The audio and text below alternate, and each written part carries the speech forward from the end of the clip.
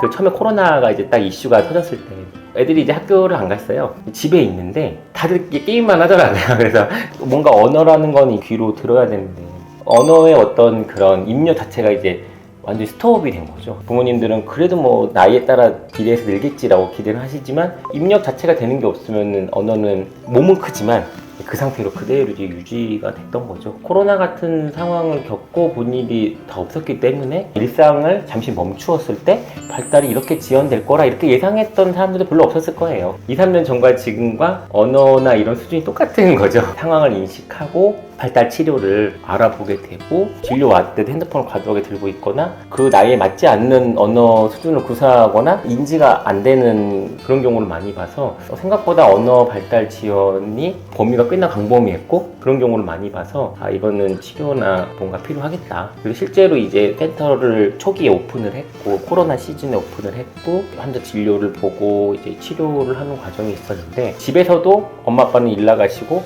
언어 발달 지연이 굉장히 심한 그런 생리적인 지연이 심했던 애들도 되게 많구나 생각을 하게 돼서 그래서 지금도 그런 느낌을 가지고 열심히 하고 있다.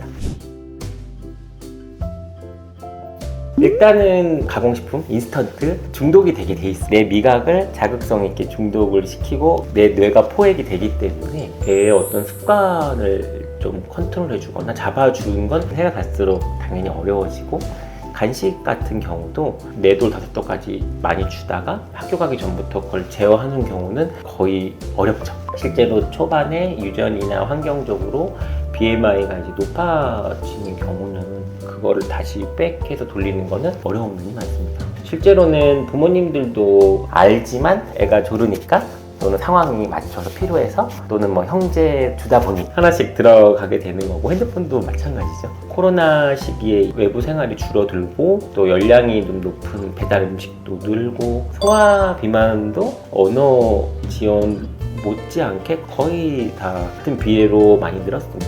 객관적인 데이터나 뭐 검사, 뭐 지표 이런 거를 보고 표준화되는 게 있는지 안에서 그거를 조절해주는 게 반드시 필요하다 좀 말씀을 드리고 싶습니다.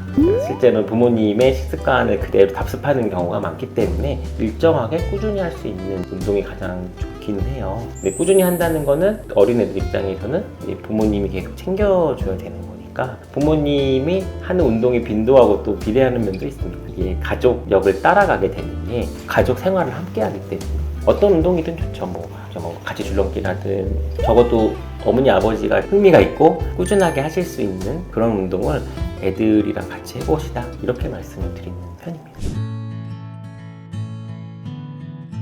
이제 생활 습관이 결정하는 경우들을 많이 봤어요. 실제로 뭐 음주, 뭐 흡연, 뭐 운동의 종류, 질병의 관리 이런 개념들이 결국은 다 중요성은 알지만 본인의 어떤 삶의 라이프 스타일을 크게 바꾸지 못하시는 이제 경우들이 많고 30대, 40대 누적되어 오고 높은 혈압, 콜레스테롤 그 상태에서 이제 크게 턴오버가 안 되고 그 상태에서 이제 노년기에 진입하면서 이제 본격적으로 이제 만성질환이 이제 발병을 하게 되는 경우들을 사실 많이 보았습니다. 획기적인 정답은 없는데 중요한 거는 항상 습관이라 말씀을 드리고 싶어요. 뭐 걷기를 하든 달리기를 하든 다 좋아요. 등산을 하든 좋은데 이게 오늘도 할 수 있고 내일도 할 수 있고 모레도 할 수 있고 하루에 5분을 하더라도 끊기지 않고 그렇게라도 할 수 있는 그런 신체 활동, 근력 운동을 찾아서 그거를 꾸준하게 하시는 분들이 대부분 건강하시긴 해요. 그러면 내가 이제 운동이 필요하고 어떤 신체 활동이 필요한데 효과나 뭐 사회적인 인지도 또는 유행을 떠나서 매일 할 수 있는 거라고 한다면 무엇이든 해보시라.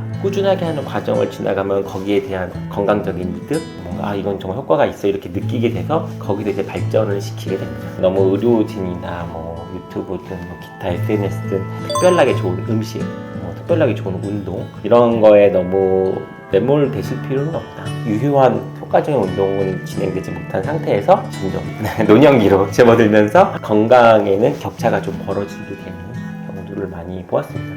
정기적인 체크를 통해서 초기에 질병을 하고 내가 경각심을 가지고 또 내 생활 라이프 스타일을 바꾸고 이렇게 되는 것 같아요. 만 40세가 근데 생애 전환기라고 이제 명명하는 데는 또 그만한 이유가 있는 것 같아요. 그 시점부터 시작해서 아무래도 질병의 발생률이 높아지고 건강관리의 중요성도 훨씬 커지는 그런 시점이 됩니다. 현재 관리를 잘 받고 계신 분들은 본인 플랜과 의사 선생님과 상담해서 잘 유지하시면 되는 거고, 근데 이제 미루시는 분들도 뭐 상당수가 있을 거라 생각은 드는데 너무 많은 생각을 하지 마시고 그냥 내 마음에 좀 그래도 드는 곳 또는 다니는 곳 어디든 좋으니까 일단 그 첫 건강검진에 관문을 꼭 넘으시라 말씀을 드리고 싶습니다.